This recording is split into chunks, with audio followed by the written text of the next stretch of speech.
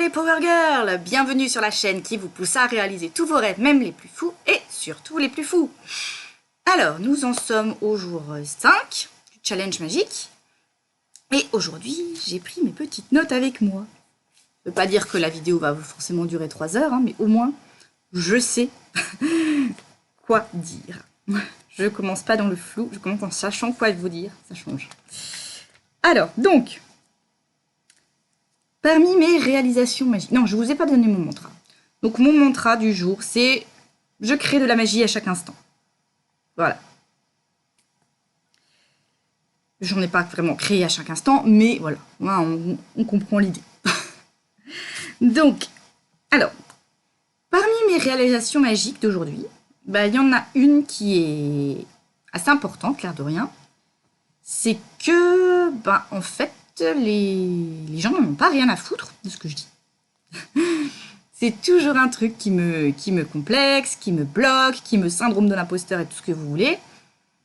De me dire, mais attends, mais pour qui tu te prends? Les gens, ils en ont rien à carrer de ce que tu peux leur raconter. Mais en fait, si. Alors oui, bien sûr, il y a des gens quelque part dans le monde, il y a plein de gens qui en ont rien à carrer de ce que je raconte. Mais les gens qui sont là, qui font déjà l'effort de venir voir mes vidéos, de les regarder, c'est que ça les intéresse. S'il y a des gens qui regardent mes vidéos, ça les intéresse. S'il y a des gens qui prennent le temps de lire mes posts, de lire mes emails, d'écouter mon podcast, si jamais mon podcast c'est juste la version audio de mes vidéos, c'est juste que voilà, c'est pour... il y en a pour tous les goûts, ceux qui préfèrent les vidéos, ceux qui préfèrent les audios. Bref, je m'égare une fois de plus, pensez en arborescence, etc. Donc oui, si déjà les gens font l'effort de venir sur ma chaîne, de venir regarder ma vidéo, c'est que ce que j'ai à leur dire, ça les intéresse.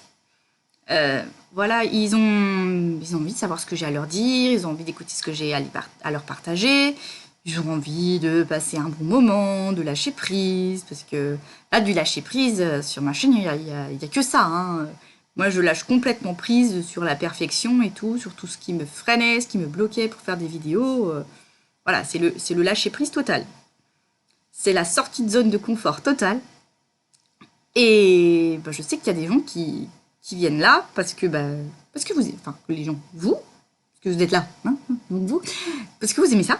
En fait, vous aimez mes élucubrations un peu fantaisistes parfois, vous aimez mes cafouillages, vous aimez mon côté brouillon, vous aimez ma sortie de zone de confort, mes sorties de piste, mais tout ce que vous voulez. Donc si vous êtes là, c'est que vous aimez ça. Donc voilà, les gens n'en ont pas rien à foutre de ce que je dis. C'est une grosse réalisation pour moi. Voilà, puis il y a même des gens qui payent pour m'entendre parler, hein, par exemple en rejoignant mes formations, comme la formation de Petite Souris à Power Girl, où je vous donne tous les secrets qui m'ont fait passer de petite fille toute timide, toute effacée, toute renfermée, à la faux folle qui dit n'importe quoi sur Internet aujourd'hui. Voilà, donc le lien de la formation est dans la description. Donc ensuite, parmi les réalisations magiques, tout simplement que j'ai compris qu'en m'occupant de ma fille, que quand je m'occupe de ma fille, je m'occupe aussi de mon fils, j'en parle moins parce qu'il est grand, il est déjà beaucoup plus autonome, donc c'est surtout de ma fille que je parle quand je parle de mes enfants, mais voilà, j'y ai pas de préféré ou quoi, bien sûr. Mais quand je m'occupe de ma fille, en même temps, quelque part, je m'occupe de moi. J'apprends et je me guéris, entre guillemets. Par exemple, là, cet après-midi, elle était au parc. Et j'ai fait un truc de mauvaise mère, on va dire. Enfin, c'est pas vrai, hein, mais c'est pas un truc de mauvaise mère. Non, je l'ai laissé accepter un chocolat d'un inconnu. Oh, scandale. Le contexte était complètement safe, hein. J'étais à 3 mètres d'elle, je voyais tout ce qui se passait. Le gars en question, c'était le papa d'un autre enfant qui a offert les mêmes chocolats à son enfant. Et il avait l'air de prendre bien soin de son enfant. Donc Donc voilà, l'enfant avait l'air heureux et tout, il n'y avait pas de souci, hein, c'était pas dangereux. Je connaissais pas ce type, je connaissais pas son enfant non plus, mais voilà, c'était un contexte complètement safe. Et je l'ai laissé accepter le chocolat de ce gars, je me suis pas opposée, je n'ai pas intervenu, j'ai laissé faire. Parce que c'est vrai que quand on est enfant, on nous apprend toujours, on n'accepte pas de bonbons ou de chocolat d'un inconnu, nanana. Ok, je veux dire, c'est très juste de leur enseigner ça. D'ailleurs, je l'ai dit à ma fille après, je lui ai dit, voilà, tu as eu un chocolat, c'était cool, mais c'est parce que j'étais juste à côté. Si un jour tu es sans maman, ou si tu es loin de maman, que tu me vois pas, tu acceptes pas le chocolat. Là, c'était bon, j'étais tout prêt, c'était ok, tu pouvais prendre le chocolat. Et ouais, on nous apprend directement à nous méfier des inconnus, alors qu'en fait, il y a beaucoup de gens qui sont bien intentionnés. Alors bien sûr, il y en a aussi des dangereux dans le lot, hein. Il y a des prédateurs qui vont aller offrir des bonbons aux enfants, bien sûr, forcément. Mais il y a aussi des gens qui sont bien intentionnés. Et j'ai pas envie que mes enfants vivent toujours dans la peur des autres, dans la peur des étrangers, des inconnus, des étrangers au sens les gens qu'on ne connaît pas, hein. Je parle pas d'ethnie, de quoi que ce soit. Donc je veux pas que mes enfants aient peur des étrangers, systématiquement, qui vivent dans la peur de l'autre. J'ai envie qu'ils soient ouverts, comme moi je ne l'ai pas été, et peut-être ça m'a bloqué, peut-être ça m'a porté préjudice, je sais pas, j'ai pas le recul maintenant sur ça j'ai peut-être un peu de recul, mais j'ai pas pris le temps de me pencher là-dessus, si le fait d'avoir peur des autres, d'avoir peur des gens, de me méfier des gens qui offrent des bonbons, j'ai pas pris le temps de me pencher si ça m'avait bloqué dans ma vie. Mais voilà, j'ai envie que mes enfants soient ouverts, qu'ils soient ouverts à la gentillesse des autres, qu'ils soient ouverts à la bonté autour d'eux, à l'amour autour d'eux. Toujours pareil, dans ce même parc, un peu plus tard, il y a elle jouait avec des agrès, et puis il y avait des ados aux mêmes agrès, des ados, je dirais des lycéens, et qui sont venus lui parler. Et c'est pareil, j'étais à 3 mètres, j'avais un œil dessus, et je les laissais interagir avec eux. Parce que il n'y a pas de raison. Et pareil, je lui ai expliqué après que si un jour, de nouveau, maman elle est loin, ou elle ne voit pas maman, et qu'il y a des grands qui viennent lui parler, elle leur parle pas. Que là, c'était ok parce que j'étais tout près, parce que je voyais ce qui se passait, j'avais un œil sur la scène. Voilà, que quand même, elle ait quand même cette notion de sécurité, mais qu'elle n'ait pas la peur d'aller vers l'autre, d'aller vers les autres. Pareil, je pense pas que ces lycéens étaient mal intentionnés ou quoi que ce soit. Bon, après, ils ont commencé à lui poser des questions un peu personnelles. Ils lui ont commencé à me demander son âge, en quelle classe elle était. Et en plus, il commence à être tard, donc je lui dis, bon, bien, on rentre à la maison. Je suis quand même un peu éloignée. Si ça se trouve, ils avaient aucune mauvaise intention, hein, mais bon. Une partie de moi se dit, bon, des ados, qu'est-ce qu'ils vont parler à des petites 4 ans, tu vois. Après, je connais pas les ados de maintenant. Je sais que quand moi, à mon époque lointaine, ancestrale, quand moi j'étais ado, j'étais au lycée, on n'allait pas parler avec les petites 4 ans. À moins qu'on les connaisse. Mais voilà, si on se baladait dans un parc, on n'allait pas parler avec un gamin de 4 ans.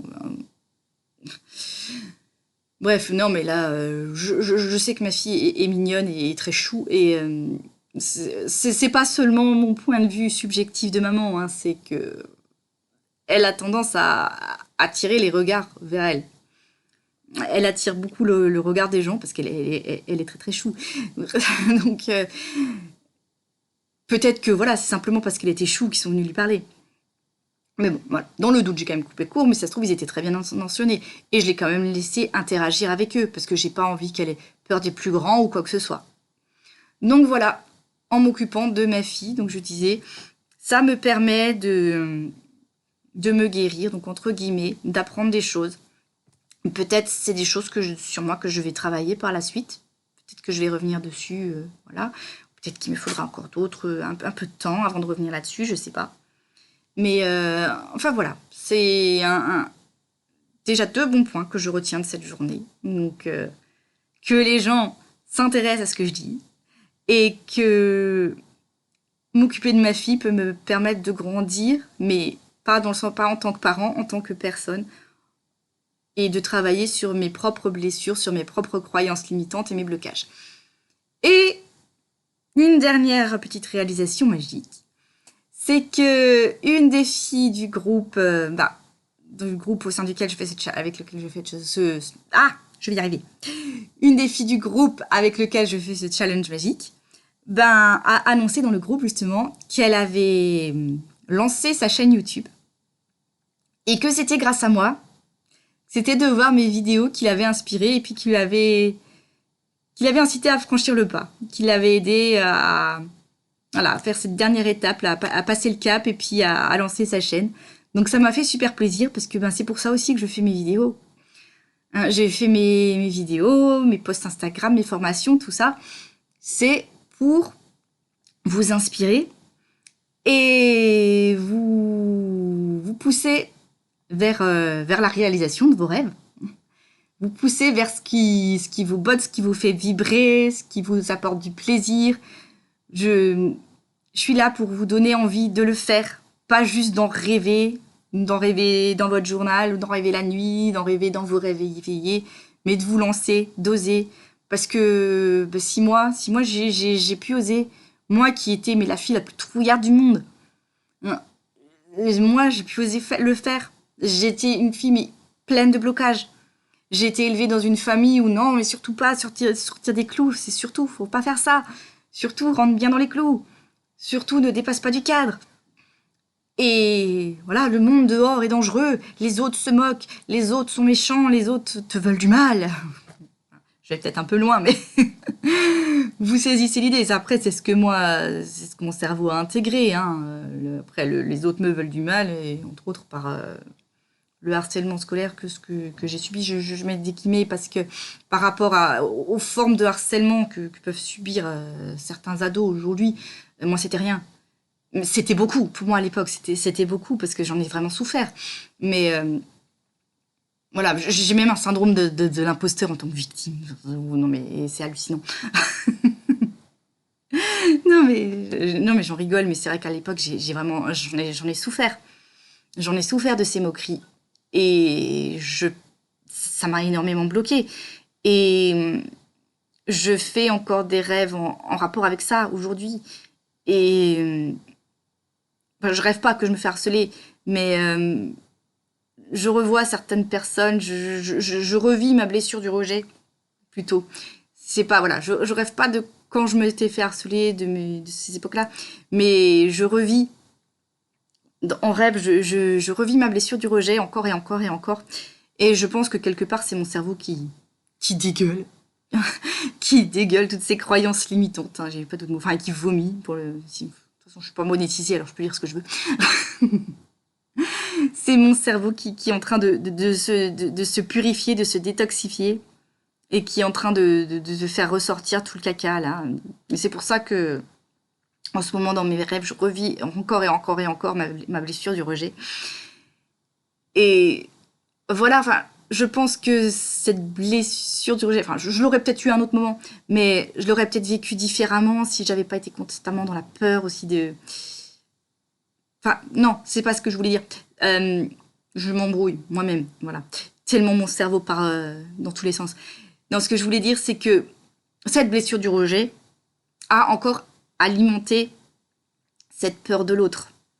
Peur d'être rejeté par l'autre, peur d'aller vers les autres, peur d'être rejeté. Donc, c'est bien que j'ai l'occasion de guérir ça. Que j'ai l'occasion de travailler là-dessus. Et de démêler aussi les choses en parlant avec vous. De mettre un petit peu plus de clarté sur des pensées qui étaient parfois un peu floues. Voilà. Et donc oui, tout ça pour vous dire que moi, avec tous mes blocages, tous mes peurs, tous mes préjugés, tous mes a priori, toutes mes croyances limitantes, tous mes blocages, tout ce qu'on veut, si moi j'ose maintenant faire la guignole sur YouTube, non, je fais pas la guignole en vrai. Hein. J'ai l'impression de faire la guignole parfois, mais je suis juste moi. Et moi, au naturel, moi, ça peut être du grand n'importe quoi, par moment. Des fois, je vais être toute sérieuse et tout, et puis des fois, je vais partir en vrille. Donc, j'ai pas envie de couper ça, j'ai pas envie de faire semblant, j'ai pas envie de scripter mes vidéos. Voilà. Des fois, j'ai des notes pour pas oublier de dire des trucs. Et j'ai pas envie de couper mes cafouillages au montage, parce que mes cafouillages, c'est moi. Voilà.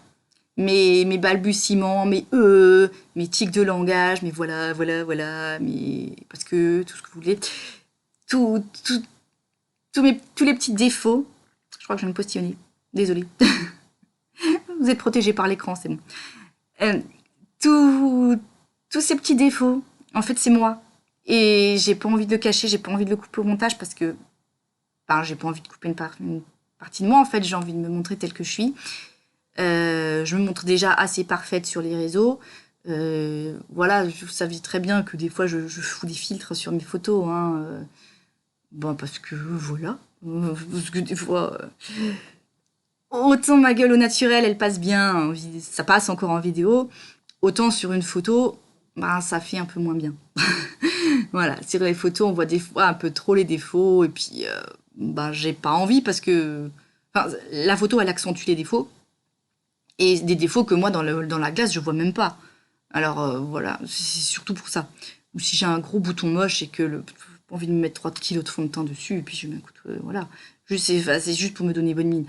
C'est tout, c'est pas... Je m'affine pas les joues, je m'enlève pas des rides par magie. Non, je fais pas ça. Hein, voilà, c'est juste des petits filtres bonne mine pour rendre la photo plus jolie, c'est tout. De même que les stars dans les magazines, si elles ont des photos d'elles à l'intérieur du magazine, elles vont pas mettre une photo d'elles au naturel sur la couverture. Sur la couverture, elles mettent des photos d'elles toutes bien. Enfin, les magazines choisissent. Ils mettent des photos de la star toutes belles, toutes bien retouchées. La star au naturel, ils la mettent dedans éventuellement, mais pas en couverture. Donc voilà, on va dire que mon Instagram, c'est ma couverture de magazine. Donc je mets les photos bien. De temps en temps, j'en mets des moches. Puis des photos de moi au naturel, j'en mets en story, je m'en fous. Je m'en fous maintenant. Au début, c'était dur. Hein. Au début, je mettais systématiquement des photos avec des filtres. Hein, parce que je supportais pas ma tronche. Je supportais pas ma tronche. J'ai appris petit à petit à supporter ma tronche dans le miroir, mais je n'aimais pas la voir en photo comme beaucoup de gens. Donc je mettais des filtres. Et petit à petit, plus j'ai l'habitude de me voir, et moins je mets des filtres. Bref, je m'éloigne du sujet. Là, je pars complètement dans des choses dont on parle dans ma formation de petite souris à super badass.